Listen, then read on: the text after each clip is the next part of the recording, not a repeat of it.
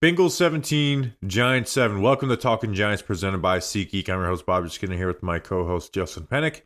And the Giants lost on prime time once again. Once again, they have lost on prime time. The expected outcome when the Giants are in prime time. Daniel Jones falls to 1-14 in prime time. Since 2019, they're 2-17 in these prime time games. I'm just kind of tired, and I'm not just tired of just like, oh, we got to stay up late and watch them lose. It's just like primetime football should be sick. Should look forward to it, right? Like the beginning of the broadcast, Justin, Chris Collinsworth talked about this Giants team is leading the NFL in sacks, and I'm like, man, that's nostalgic. Like hearing Chris Collinsworth talk about the Giants sack, total that's nostalgic, and the Giants have just gotten so far away from that because they're not good. They're just flat out not good, and I'm even like they've been not just bad on primetime, they've been awful. Like here, I'm gonna go through it one by one. I'm gonna make you guys go through this miserable. 2024 lost to the Bengals 17-7 on Sunday Night Football. Thursday Night Football lost to the Cowboys 20-15. Last year, Monday Night Football win over the Packers. How about that? 24-22. Lost to the Bills 14-9 on Sunday Night Football. Monday, Seahawks 24-3. Thursday, 49ers 30-12. Sunday, Cowboys 40-0.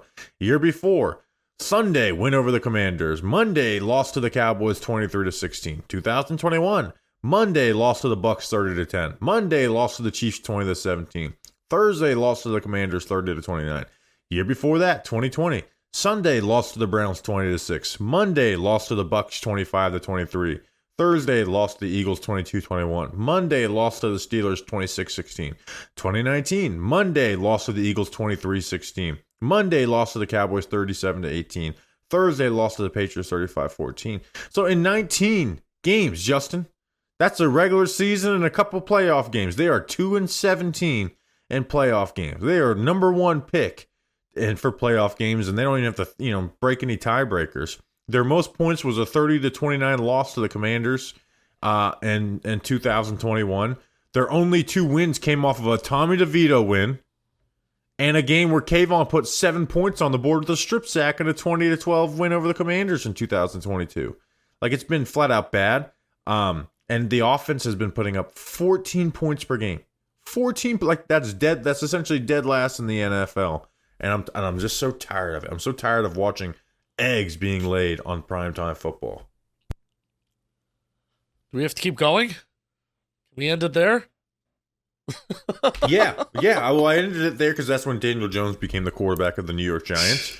There's some Eli Manning and Colt McCoy I was just talking about DeVito this. games. I was just talking about the show. Can we end the show? Yes, and let's go Big Blue.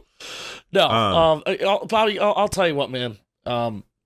It just kills me that there's no consistency with this team where you're facing one of the worst defenses in the league.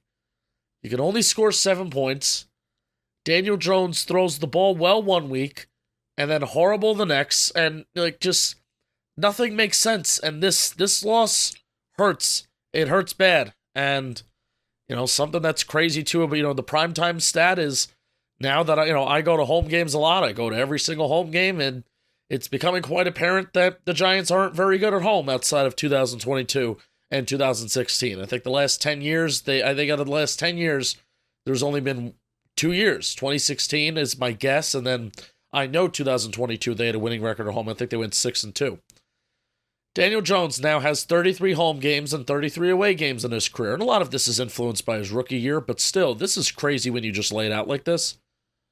At home, in his career, including some Sunday night, he has thrown 27 touchdowns and 30 interceptions at home in his career, and on the road, he has thrown for 41 touchdowns and 14 interceptions on the road in his career. That's crazy, man. That's crazy. And again, just the woes with this team, and when you think that you got a read on them, when you think all right, well, maybe we could carry one good performance and carry it into the next weekend, and we could start to churn some wins out, and we could get back to 500, and we can maybe make this season something, and it's not over. Giants season's not over by any stretch of the imagination, but just when you think you can extend one good weekend, one good game into another one, They can't. And well, they're just not it's good. frustrating. Like it's simple as that. They're not good. Like that. You're like, why are they consistent? It's, well, because they're not good. Like if you want a consistency from this team, you'd be asking from the 1-5. Because they're just not a good team. Like the consistency would be the Seahawks making that field goal and then winning in overtime. Like that would be consistency from this team, is losing like that. And this is through the ups and downs of what Daniel Jones' season's been, right? The Vikings game's awful. Then you have a few decent games, but just can't hit on the deep pass. And the Seahawks game, which was just a flat out really good game, and then a bad game now. That's just what Daniel Jones is, right? And that's what you can't ride the ups and downs. Like you just have to call, like this is what he is, right? He is a quick throw at short, low average depth of target. And now he's added the fact that he's inaccurate on deep passes, right, to his bag, where that was something that was in the past. It was like he doesn't throw them, but when he does throw them, he is pretty damn, pinpoint accurate. Well, he's lost that point of his football. And you're like, well, why does the Seahawks defense that's good, does he do that? And the Bengals defense is bad, do this against them? And I think it's just there's some teams that adjust to what Daniel Jones is, and then there's some teams that just play their defense. I think the Seahawks are a team that just plays their defense. They line up in 2 high shell coverages all game against a quarterback who doesn't throw the ball down the field. The Bengals said, we'll stack the boxes, we'll get aggressive on you, we'll beg you to beat us deep, and you're not going to do it. Man. They were begging. So, Schneier was in section 324, Dan Schneier, and I sit in section 315, and particularly the second half, they were begging with how they were lining up those safeties. They were begging the Giants to try and throw the ball deep and try and get something going, and they just couldn't, and they didn't. And Daniel Jones just didn't. And also, there's been games like that in the past where the Giants just like, well, part of like the 49ers game last year, right? 49ers sitting back, they drove on everything, right? Give you the pre-snap illusion, but it's like, man, they were just pressuring they were getting after. You kind of had to have that type of game plan. Now the Giants' offensive line protection, we're still not doing that stuff. I mean, their longest play was 15 yards in this game, and that was a running catch play too. Like their longest play was 15 yards. You can't win like that, right? Some other stats, like DJ had an average depth of completion of 2.2 yards. Yep. 2 for 8 on throws of 10 plus yards, 0 for 4 on throws of 20 plus yards. He's 5 for 25 on deep throws this season. That's 20%. The stats haven't updated for week 6, but going into this week, the only QB who was worse than that was Tyler Huntley, who's 0 for 7 with the Miami Dolphins. You have the bad get hit while you throw interception. That's terrible. I mean, especially when you have a team that's not very good in the red zone, and a team that needs to take advantage of every opportunity that they get. They didn't score. They've only scored 1 home touchdown so far this year, so you would have got the monkey off your back of maybe trying to get that home touchdown early in the game, and to throw that, I mean, this is year 6, man. You got flashbacks of, number one, you got flashbacks to, what was it, against the Browns or was it against the Seahawks, where he did like the very same thing? It was against the Browns. But then also you got PTSD flashbacks to 2020 against the Steelers, where that actually was an interception, where Daniel Jones was trying to throw it in the back of the end zone, and instead, while he's getting hit, I tried to throw it in the back of the end zone, and nope, it just goes, 20 feet in the air, and it winds up in the lap of a defender. I mean, it's you can't have it. You can't, when the Giants have shown the tendency to not score points, especially at home. They don't, and during prime time, home and prime time, great combination, where they don't score points, and this is how every football game comes too.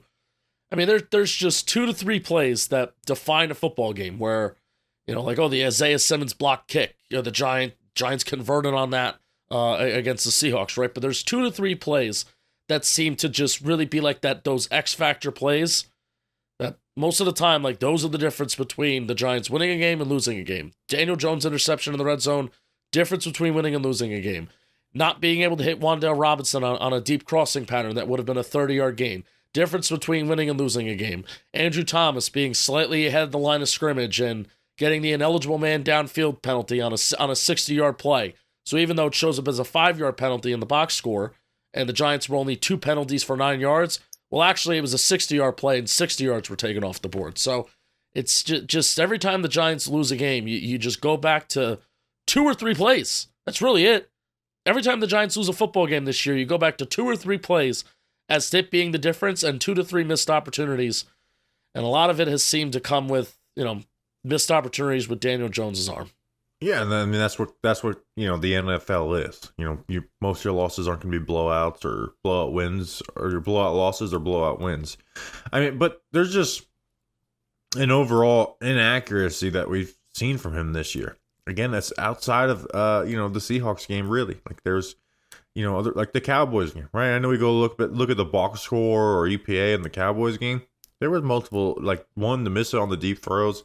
There was other inaccurate passes that, were sometimes even completed, but, led to a field goal kick instead of a first down. So, I mean, yeah, like the Theo Johnson interception. One, whenever we do get that essentially like trick play, Theo Johnson wide open play, the payoff's going to be insane because Brian Dable is trying to get it every single fucking week with that. Like just run a play. Like let's stop trying to get these trick plays to get Theo Johnson wide open. But it's just like there's all these options on that play, right? You can take the quick throw to Tyrone Tracy, but in reality, you're trying to get that ball to Theo Johnson. They cover it well, throw it away, throw it in the dirt, take a sack. Instead, we throw while getting hit, ball pops up, and Jermaine Pratt gets the interception.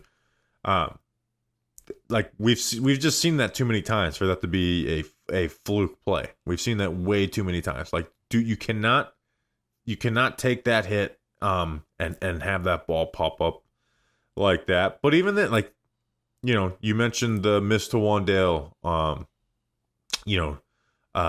deep on the drive after the interception. He's right? Wide open. I know he's small, but he's... Oh, yeah, we can't blame catch radius on every pass that doesn't hit Wandale Robinson. There's other inaccurate passes that don't stick out as memorable moments. But when it was, the money downs, the Bengals got in man coverage. They drove on quick game stuff, and they took it away. The 2 fourth downs. The first one, Slayton is open, but he forces to Wandale on a choice. And even if you force that to him, you just get it out of him on time. Instead, the ball comes out late. They drive on that play.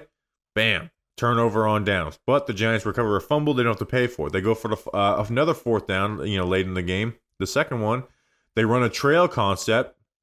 He throws it to Slayton. Maybe if you throw that ball, again, another one where, hey, your Slayton and Wandale, the 2 reads on that, and Wandale was open.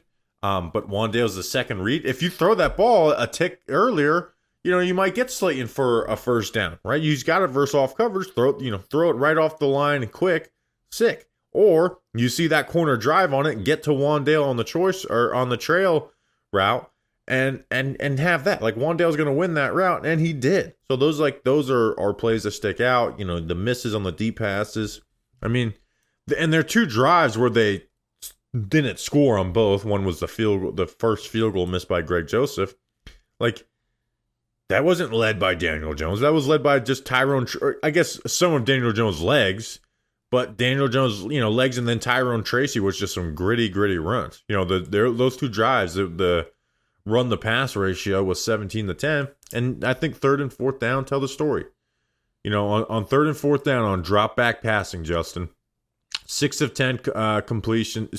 Daniel Jones was 6 of 10, 43 yards, 2 runs, 14 yards, 3 of 12 conversions. And then when they rushed the ball on 3rd and 4th down, design rush, they had 8 carries for 32 yards, 5 of 8 conversions. Right? So when they ran the ball and handed it off or did a QB sneak, it worked. When they dropped back, the Bengals played man coverage, drove on it, and they won. They flat out won. And we can go play by play, but it was bad quarterback play. And again, we're going to get games that are going to be exciting about Daniel Jones. It's essentially about getting through this season and then seeing how the Giants address the QB position. I don't think it's going to be easy because I don't think they're going to win. They're going to have the number 1 pick. I don't know what the answer is, but I am at a bit of a moment of frustration is that I'm tired of this. Right, and it doesn't mean I think the Giants should have forced a quarterback at pick 6. I still, if you ask me, you put me right back in that situation, I draft Malik Neighbors. But it's a bad feeling to be in this spot because Daniel Jones is not their answer at quarterback, and I don't know where the answer is going to come from.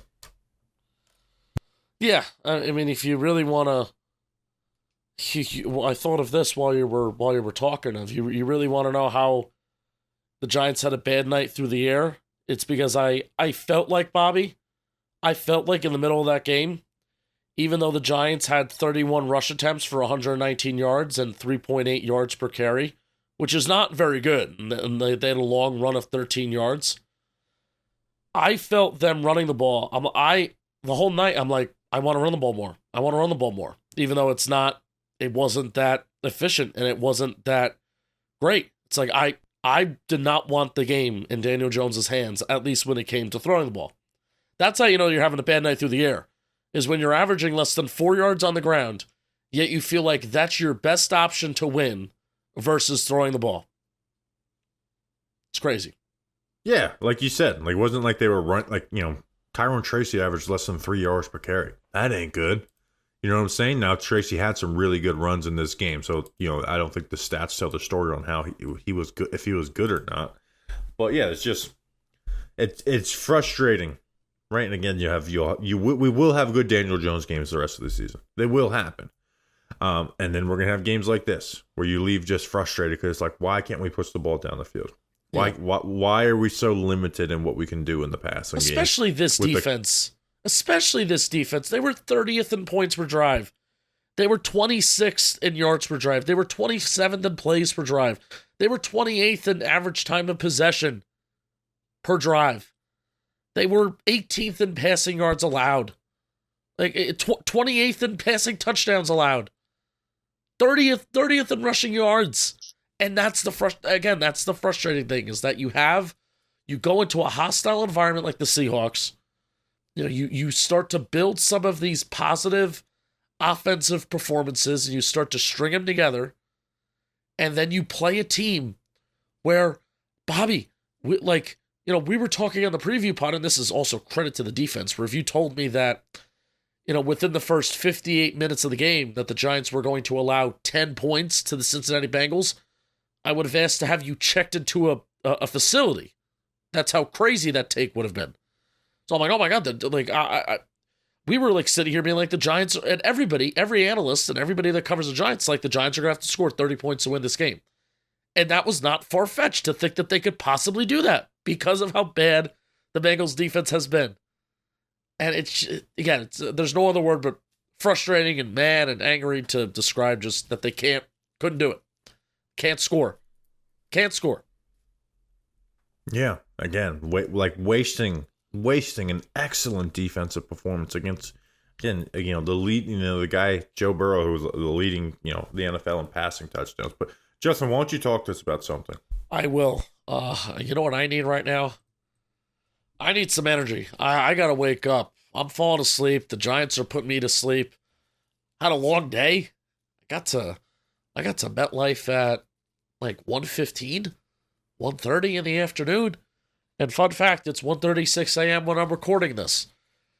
So if I need to pick me up, if I need something to wake me up, I know exactly where I got to go. And I got to go to 5 Hour Energy. 5 Hour Energy, they're going to be with us for a little bit. They're brand new partners. They're loving what we do they're loving what we're doing with tailgates, and I'm loving what we're doing with tailgates as well. And do you want to be a tailgate champion? You could win $10,000 for the ultimate football tailgate, your own ultimate football tailgate. If you enter the 5 Hour Energy Tailgate Champ Sweepstakes, you could have a chance to win $10,000 towards your tailgate. And 5 Hour Energy, as a product, it's quick, simple, and effective. You can drink it in seconds, and you start to feel it in minutes, and it lasts for hours. Zero sugar, packed with B vitamins and amino acids, and it provides a feeling of alertness and energy. Learn more at 5hewin.com.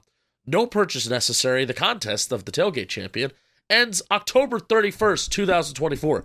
Get in there. See full official rules for details and how to enter without purchase at 5hewin.com. Shop now at 5hourenergy.com to find your favorite flavor. Bobby Skinner, you'll be glad you did. You'll be glad you did. Let's talk about the other components of the offense. Where what do you want to lead off with? Whether it's, Dable play calling or fourth down decisioning, strategery, offensive line play, receivers, Slayton, Hyatt, Wandale. What do you want to start with first? Maybe we shouldn't go here first. Maybe we should talk about the offensive line. Maybe we should talk about the running game or lack thereof. Can I tell you what really grinds my gears? And this isn't the headline from this game. Jalen Hyatt is just not a football player on this team. He's not good. It just... This should not look like... I know Malik Nabers is out, and that sucks, and the receivers can't get open. We're talking about in camp, and we're talking about to start the season, and how, the Giants wide receivers should be a strength of this team. And I'm sorry, even without Malik Nabers, the Giants wide receivers should still be a position of strength on this team if you look at the investment that they have. A second-round pick in the slot, a $12 million, a value at $12 million player on the outside of Darius Slayton, a third-round pick that you traded up for, that you would have taken in the second round if John Michael Schmitz was off the board. Jalen Hyatt, just not... Basically, he got his first target and catch of the year, but that was it. And not being a member of this football team is crazy. Crazy. As my voice cracks. Well, he's one catch, 6 yards on 4 targets. He had 4 targets this year. I think he has 1 catch on 7 or 8 targets on the year.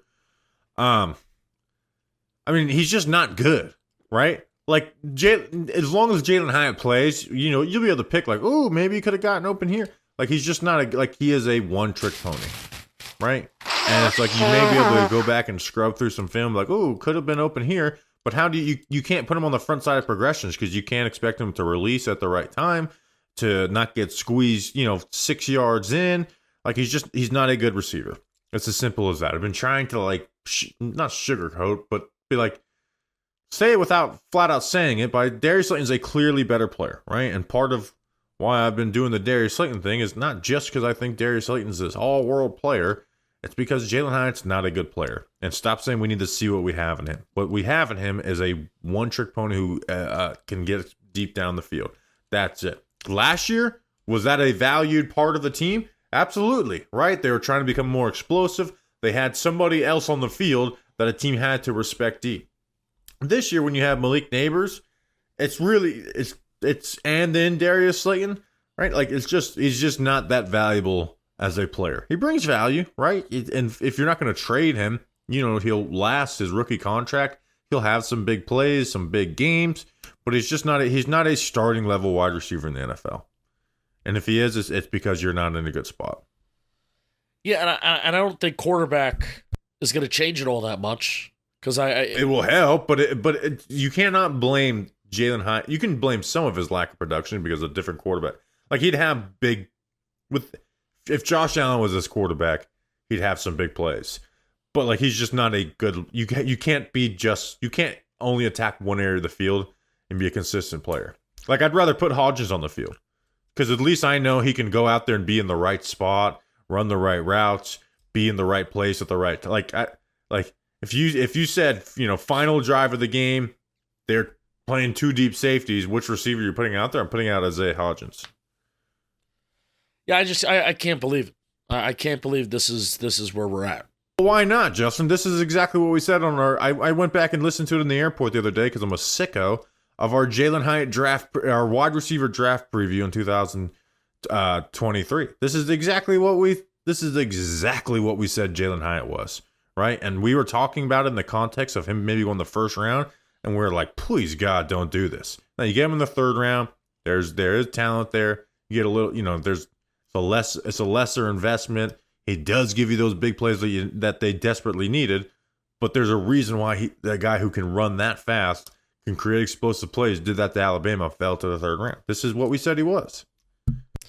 Yeah, that's all I have. I just can't believe that he's a starting, right now, Malik Neighbors is going to come back and that he will not be a starting wide receiver, but Malik Neighbors is out, against a bad defense, a bad secondary, and a team that was begging Daniel Jones to throw the ball deep. To the fact that, well, and DJ's one good deep pass was to hide up the sideline, and he can't make a play on the football. So I don't know, man. Like, I don't know. I don't know where he goes besides just hoping that he progresses and hoping that he gets better. But this is not good. That's basically all that's left is hope. Because even the good deep pass from Daniel Jones, he gets squeezed to the sideline. DJ puts basically a perfect football, and he's hand fighting instead of making a play on the football. And he's looking for a flag. I'm a little bit glad that he's gotten this opportunity, so we can stop saying we need to see what we have. Okay, you might need to see what we have. The coaching staff, they know what they have, and they know they screwed up with that pick. Slayton. It's a shame that big play got taken off the board. He drew a couple penalties. The one touchdown was based off of a penalty that he drew. And actually, that technically was the longest play of the day, where I think it was like an 18-yard penalty. Yeah, that was the longest play. And it looked like they were going to throw that right there. Like, that was the first time they just really pressed up with no help for the top. Like, pre-snap, like, throw this ball to Slayton. And they did end up getting that. Wandale didn't get, had 11 targets. I actually thought Wandale played well in this game. Something I noticed a little bit is Mike Hilton was the nickel corner, who's been like a blitzing nickel corner forever since back in the Steelers days. It was like, man, like he is showing blitz like crazy. He was messing up the run game early on. And it's like, throw that smoke to Wandale, right? Like, make them pay for showing that shit and messing up the run game. They finally did it, and then the run game started to get a little better after that because they were able to have Mike Hilton come play the run so heavy that it was, they were able to stop the run on those types of stuff. So I'm glad they finally, threw that. On the offensive line standpoint, I know you weren't watching on TV. Andrew Thomas gave up 2 sacks. Now, hopefully he's not seriously injured. He had an ankle injury. He's getting an MRI on his foot. Yeah, which is like those ankles have just been killer. He gave up the sack on the play-action play to Trey Hendrickson, and then the sack on that final drive of the game when it was, the game was over. You play left tackle, you're going to be judged by sacks, right? When you're the big boy, you got to win that matchup. Was it the Myles Garrett game where you got taken advantage, like was just consistently beat? No. Andrew Thomas won over, 95% of the time was handling Trey Hendrickson, but offensive line and defensive line at the end of the day is a sack game. You give up 2 sacks, you lost that matchup. 1,000 attaboys and 1-0 shit. What do you get remembered for? Yeah, that's what the position is. Like, you can't have, you're an all-pro left tackle. You're the franchise left tackle. We expect you to win that matchup versus Trey Hendrickson, right? Myles Garrett, again, to me, is a different level. He beat Micah Parsons a couple weeks ago. You just can't give up those sacks. The play action one is they're tough assignments, right? Trey Hendrickson's really freaking good. He doesn't get the love that he gets for whatever reason, we'll figure out. But like, Trey Hendrickson's really good, but Andrew Thomas is really good too, and we want him to hold those guys to 0 sacks. But I think Thomas is going to be happy to not play the AFC North. After this year. I have a partial answer. I mean, we already talked about how DJ Hill was kicking our ass too. We already talked about how the Bengals were stacking the box, which is in part an answer to this question, Bobby Skinner. But why can't the Giants run the ball against bad run defenses? That's the question. Again, I gotta go rewatch a little closer to give the exact answer. So check out the mailbag on Wednesday. Okay, Brian Dable. Gonna have to watch the film on that. But the reality is there are only 2 good games of running the ball have been against light box teams, and they run the duo shit. It's a little bit of what I talked about in the beginning, where you're like, well, they're inconsistent. Why does this bad team do good? This bad defense do good, and then the good defense play bad. Well, because there are some teams that they play their style of play week in, week out. And then there's other teams that adjust to what the Giants are. The Bengals adjusted to what the Giants are, begged them to, throw the ball deep and stack the box. They did that. The Seattle Seahawks, the Washington Commanders, they played 2 deep safeties the entire game. We were able to run the ball against them. So that's part of the answer there. But I do think the Giants got the running game going a little bit in the second half. It wasn't like, the Cowboys game. It wasn't great, but they had some key runs when they really needed. They were able to get on. In fact, I'd love to see what the first half, second half splits were on that. Do you think they should have got to the run a little bit earlier in the game and started to run? No, it wasn't really working. Yeah, I agree with that. Like I said it going into this game. Like there's been games where I said like you got to pound the rock, and there's a little bit of a difference. They did have, Sheldon Rankins and B.J. Hill come back, so there is a little bit of difference there. There's been some rushing, QB rushing that has led to some of the Bengals lack of rushing success against Lamar and Jaden Daniels. But hey, like if you look at it, like the Giants had 120 rushing yards. That's not a bad total, but 56 came off of Daniel Jones' legs. Which again, that's the other thing. I know it was fun last week because they won. I am like so worried that Daniel Jones is going to get injured again, and we're going to be talking about a fucking injury clause. He's playing like he kind of wants to. I know, it's insane. Like on obviously joking a little bit. But it is insane the reckless abandon that he is playing with. Like, right now. In particular, the hits that he is taking to his head and his neck are they're the worst alarming. He's ever taken in his career, and they're doing it consistently. Like, he's looking to run, hey, kids, cover your ears. He's looking to run a motherfucker over. Like, all the time. Every single time. There's plays on the sideline where it's like it was 3rd and 15. He's up the sideline, and he's not going to get the first down even close, and he tries to run through a guy's chest. Like, he's just that's what he's doing right now. This is Daniel Jones' F it we ball year. Yeah. Except we ain't balling that much. Correctamundo. I'm so close to having the second half rushing stats, Justin, if you could fill like 25 seconds for me. I'll fill 25 seconds. And even what I thought the Giants did well too at certain times and at certain points when the running game wasn't working, as I thought they used Tyron Tracy as a receiver again. These little dump-offs. I thought they used Wandale Robinson out of the backfield, and he ran like an angle route. And I view those plays as extensions of the run game, and I think that's good Brian Daboll. Good job on Brian Daboll on doing that. It is interesting that they ran a screen in the first half, and then they started to put Eric Gray back out there in the second half. And I'm like, I told the row in my section around me, I'm like, watch out for the screen. They're gonna run another screen again. And yes, I do have a used lug nut from a NASCAR race on my pointer finger. If you're on YouTube, and I thought they were gonna run more screens, and they didn't. They really only ran one because of Daniel. Daniel Jones isn't throwing the ball down the field, and they're stacking the box, and maybe they're bringing the blitz. So let's get Eric Gray out there. Let's get him out in open space. And they didn't go back to the screen game, which I thought was interesting. But they did use Wandale Robinson out of the backfield on that angle route, which was fun. And then they used Tyrone Tracy as a receiver out of the backfield. And I view all that stuff as like extensions of the running game.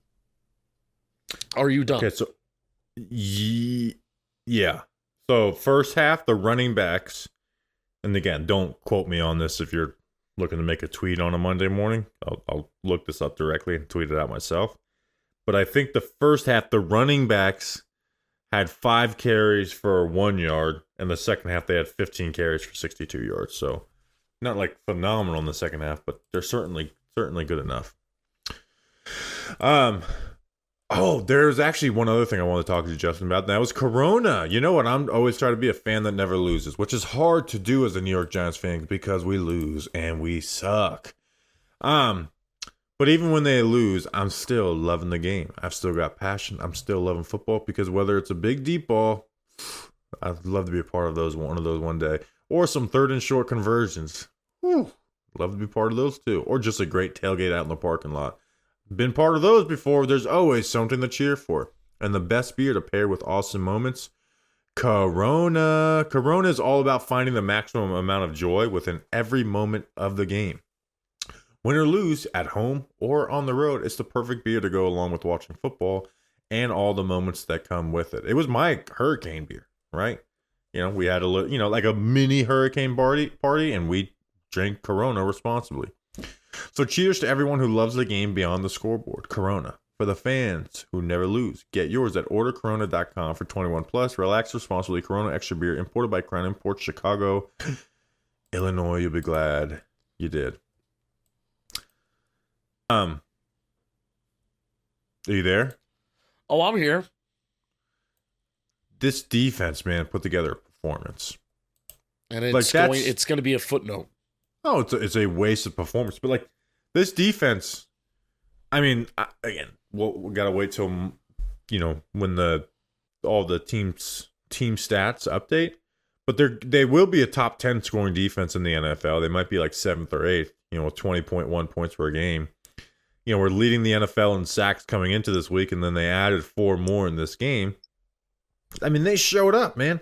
Like, they were awesome on the back end, and I'll let you talk a little bit more about that because you got to be in the stadium and see that view. But it seemed like they were putting Flood on Jamar Chase consistently and double teaming, and then leaving Banks on Higgins. And I thought, they didn't like dominate those matchups, but they didn't let the Chase or Higgins dominate the game. And then the rush was getting there, right? Like Azeez Ojulari, man, good for Azeez. Coming in for Kayvon Thibodeau. Our player profile episode on him this year, Justin, was like perplexing because it's like, man, it was such an upward trend, and then last year just fell flat. Not just the injuries, just fell flat. Well, Azeez gets an opportunity, has 2 sacks, 4 pressures. Had an intentional grounding penalty force, a should-be sack where he thought Joe Burrow fumbled it, so he was looking for the football. 2 tackles for a loss. Like, he was in and around the football all game long. Like, this was one of Azeez Ojulari's, if best games of his career, if not the best. Giants win this game, and this is one of those episodes where I have a feeling we're talking about the defense first, and that doesn't happen often. But it would have been, right? I think we would have came to the agreement right before we recorded. All right, we're talking about the defense first, right, Bobby? And odds are maybe you probably would have said yes. Absolutely. And that's how you know it's a special defensive performance when we make that decision, and it's flushed down the drain, man. This was an offense that... And they basically held them to 10 points. Yes. I mean, this was an offense that was 2nd in points per drive. They were 4th in yards per drive, 6th in plays per drive, and it was impressive the amount of times that the Giants got this Bengals offense off the field. They were 7th in average time of possession. They were 4th in total points, 6th in total first downs, 1st in passing touchdowns, 4th in passing yards, and they didn't run the ball all that well, but they were even 17th in yards per attempt. I mean, this is they scored on 53.2% of their drives. That was set 2nd best in the NFL. I thought Shane Bowen again just did a really good job. Between the rush getting home, which I did not think the rush was going to get home. I did not. I mean, this is Joe Burrow, who we're talking about, one of the least sacked quarterbacks in the NFL. Joe Burrow, who, gets rid of the ball extremely fast. He spends it on average 2.2 seconds in the pocket. And really what the Giants were doing with their safeties is very surprised to see. And I'm sure even the Bengals were a little, they had to be a little surprised to see that Cordell Flott was the one covering Jamar Chase. And that was on purpose. Like, it wasn't like, oh, well, they're just sharing a side and, Jamar Chase has Deonte Banks some plays and then vice versa. Like, no, it was apparent from the first drive. I'm like, are we really going to do this? Is this what we're doing? And it was Tyler Nubin and Jason Pinnock that would basically bracket. The play that was most apparent that Jamar Chase was being bracketed by Tyler Nubin and being bracketed by a safety was actually the play that broke down. The big 30-plus yard play that Jamar Chase had. It was very apparent. I swear, pre-snap, I'm watching Cordell Flott and I'm watching Tyler Nubin. And I'm like, you know what? Great job. Like, Joe Burrow and that play breaks down. Great job by Tyler Nubin and Cordell Flott bracketing Jamar Chase, because I think that's where Joe Burrow wants to go. But then the rush doesn't get home. The rush doesn't get go. Joe Burrow improvises, and then eventually Tyler Nubin somehow breaks off of Jamar Chase, And then that's where you have Cordell Flott. And, that's where you have basically a really good throw by Joe Burrow. And that's where Jamar Chase does his damage. And really, I know Higgins had another 20-plus yard play, but Joe Burrow had the 47-yard rushing play. But that was really it from, a big play standpoint. And then the Chase Brown touchdown at the end where the game doesn't matter. That's really it from a big play standpoint. I think Shane Bowen just did a really good job of taking away what kind of the Bengals wanted to do. They had to settle for a lot of T. Higgins stuff that was behind the sticks. They had to take what they had to get and churn out drives, and it didn't result in 7. It barely even resulted in 3. Yeah, and another team that just didn't want to run the ball either, too, which I think plays into Shane Bowen's hand a bit. But they didn't allow Burrow to get that consistent quick game stuff, which is when you're doubling a guy, it allowed you to be a little more physical at the line, right? And Banks was being physical too. He got beat a couple times by T. Higgins had 7 catches, 77 yards on 7 targets, so a good game for T. Higgins. And again, didn't have the takeover moment, and like you mentioned, Chase had the 133-yard catch on that nice grab over flop, but that was a little bit of a broken play. Outside of that, he had 4 catches for 29 yards. So they did a damn good job on the back end. Newman I thought played really well, right? 9 tackles, a tackle for a loss. Some other, stops at the line of scrimmage when they were showing different looks there. So just kind of giving Burrow these take this easy throw, and then tackling on it. And then Burrow didn't want to just take these 3-4 yard gains, so he's trying to get the ball to Chase and Higgins, and Giants did a good job on the back end covering that really well. I even think in the second half, they're putting guys in motion, and I don't really know if it was motion at the snap, but they're putting guys in motion, trying to, even trying to go trips right and trying to, get, maybe the Giants are overzealous and they put, multiple safeties on one side. I don't know. I just felt like the Bengals were trying to do certain things in the second half schematically to try and get the Giants secondary to do something that they didn't want them to do. We have to cover Jamar Chase, we have to cover T. Higgins, we have to bracket these guys and get them in trouble, and they never bit. They never bit. But also, I do want to give credit. I want to give credit. I don't think they played perfect games, but you can't always bracket everybody on every single play. So Cordell Flott did do a solid job on Jamar Chase. T. Higgins and Deontay Banks did a solid job on those guys. You can't just bracket everybody every single play. So credit to the secondary. And again, I did not believe. I said for my Giant factor, I was like, there's no way that the Giants pass rush is going to get home against Joe Burrow. Or else I would make Azeez Ojulari my Giant factor. But here's why Cordell Flott's my Giant factor. So credit to him. Brian Burns, awesome, man. Awesome. The 2 tackles for loss, I thought, were just as big as the sack that he had too, and the sack was sick.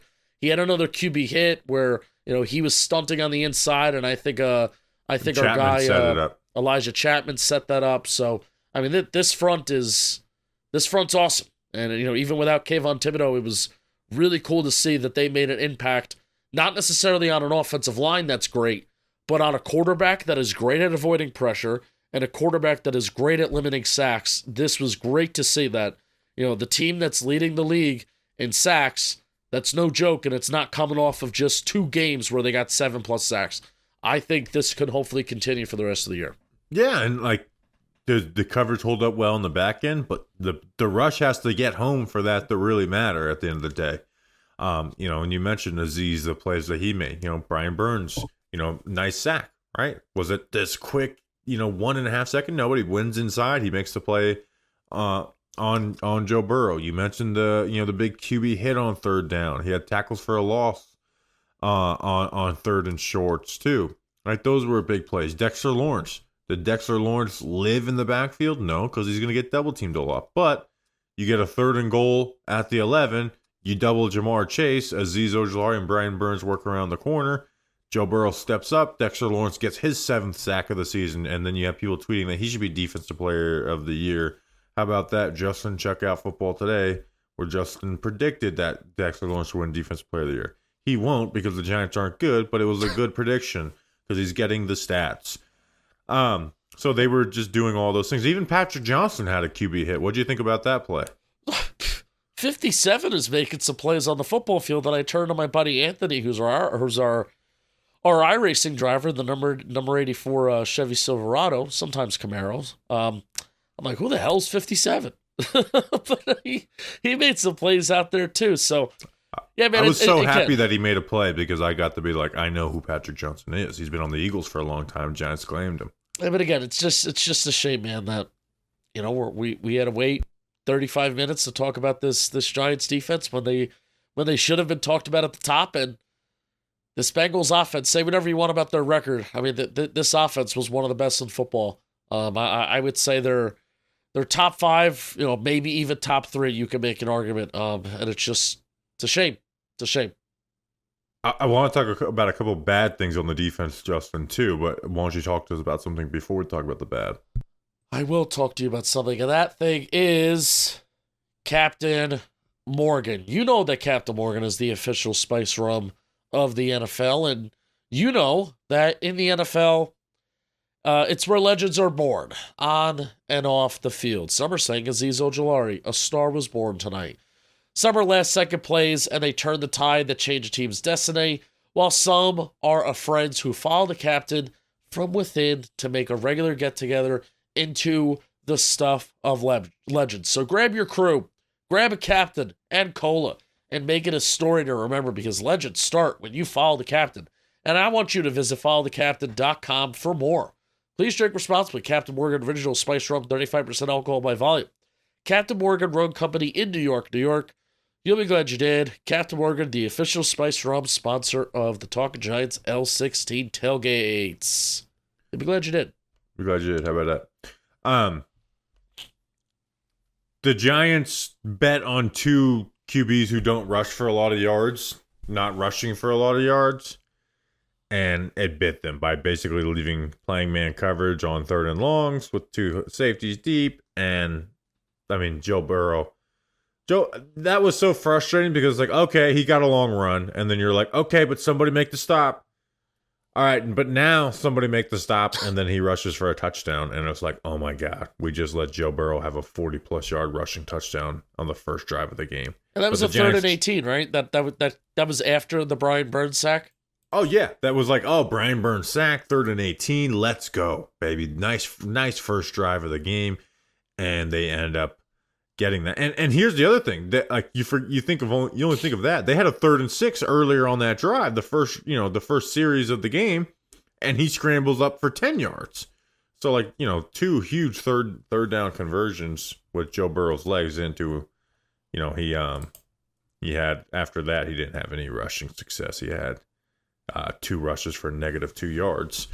But like you saw Geno have it last week, that's something that they gotta get a better, because when you're stunting and you're letting your rushers freestyle on these 3rd downs, well, you got to have somebody on the back end that's there to take care of it. So that's something they got to clean up. And the other thing, I don't know if you saw it, it's a damn shame Jason Pinnock wasn't around for Joe Judge, because get on top of the football. The picture of it there, Justin, there's a screenshot. I tweeted it if you haven't seen it, and the football is literally between his hands. And he doesn't come up with that. Now, they don't win the game anyways. If they pick that up, they would have had a chance. But I have no faith that this offense would score. But get on top of the football. Slide, use your body as a guard, and hug the football. Like the Joe Judge picture, Research Rick, retweeted it. The Joe Judge picture of in the mud isn't just fun. It was an actual drill on how to pick up a fumble. I was typing out my lost tweet because I was getting ready to walk out of the stadium, so I was typing out a lost tweet, and then I hear the stadium gasp. And then, of course, I mean, a phrase that I've gone to back to constantly so far this year is, of course, naturally. Of course, naturally, that you didn't fall on that football. Yeah, that was infuriating, but... Also, we have a kicker that we can't rely on again. Yeah, I mean, that's what happens when your kicker gets injured. That's what happens. New holder, new punter. That first punt that the punter had. It's pronounced Hawk, too, by the way. It's not Hack. It's Matt Hawk. Hawk, too. You did it. You deep piece of shit. Yeah. Anthony has a hat. You know he has a hat, and do you know what the hat says? It says Hawk. It says Hawk Tua, and it's like it's almost like it's in the dictionary where it's like Hawk and then the dot and then Tua. Damn it, Anthony. But no, I was gonna say that first punt reminded me of Matt Dodge. It was just a line drive. That was a fun flashback. Yeah, and then Amir Smith-Marset got injured. Then he ended up coming back. I was very happy that when Adoree Jackson was returning punts, the rule was just don't touch the football. That was nice. Ryan Dunleavy had a very good observation, and I enjoyed it. He said, I don't know how much this matters, but Amir Smith Marset looks very comfortable catching punts. I was like, oh, yeah, I agree. Very comfortable catching punts. He is a punt returner, so that's good. He is a punt returner. All right, Justin, that's an episode. Did you see Jalen? What did I see? What did I say? I have one more thought. Did you see Dante DiVincenzo going at it with the Knicks? Well, yeah, I think it was Jalen Brunson's father or something. That's they something. were like, there's some serious beef there. I'm excited for Knicks versus Timberwolves. But you said this at the top, and it's such a good point. Too. Such a good point. Yeah, not knowing how to score. Mets. Giants. By the way, where the hell was Jolly predicting rain from? I don't know, man. It said like 5, like That's it was like unacceptable. 50%. I would rather him say it's going to rain and then it doesn't rain than the other way around. So I guess that's his I'd rather him be right. I'd rather him be right too. You said this at the top, and it's such a good point. You know, I grew up in a very privileged era of Giants football in a way. You know, can't believe I'm saying this now, when at the time growing up it was stressful to be a Giants fan. But I am a 2-time Super Bowl champion, and Bobby, you are a 2-time Super Bowl champion as well, and you have gone to 3 Super Bowls in your lifetime. I've also gone to 3, but I was 2 years old. I don't remember 2000. Growing up, you know, 06. You know, I remember some big sack games in 07. I remember some big sack games against Donovan McNabb where Al Michaels and John Madden are on the call. 12 sacks. And 2011, you know, the JPB blocked field goal in Dallas. And that even, you know, that Week 17 game, even though I wasn't watching on TV, I was there. I guess that Week 17 game where, you know, winning in against Dallas, it was one of the best days of my life. Best days of my life, because we're dancing in the aisles of MetLife Stadium because we just won the NFC East, and even better because it tasted so much sweeter because we just beat the Dallas Cowboys. And I would look forward to playing on Sunday night. I love the opportunity to play on Sunday night, to play on national television, to have the game mean more, to have the lights on, Eli Manning at quarterback, and I wanted that game to come down to the wire because I wanted Eli Manning to lead us down because you knew that guy. You knew 10. When it got down to that 2-minute drill, he was going to run it and he was going to win the damn game. You just knew it. And that's gone. I mean, that's any feeling of that. Oh, you know they're going to lose it now. Is gone. They don't even put themselves in a position to come back like that to win a game. Not that often. Yep. Unbelievably frustrating, but we'll be back Wednesday with the mailbag. We'll watch the film, we'll clean it up. And but here's the thing. We got to pick ourselves up. Because if there's one thing I want to accomplish in this season, it's booing the shit out of Saquon Barkley and winning that game. So it's a winnable football game. So pick yourselves up because we need to boo the living crap out of Saquon Barkley. We want to make him cry, and we need to win the game. So just like Jordan Mailata cried a few years ago, we want Saquon Barkley to be crying in that game. So we will see you then. Until then, let's go Big Blue.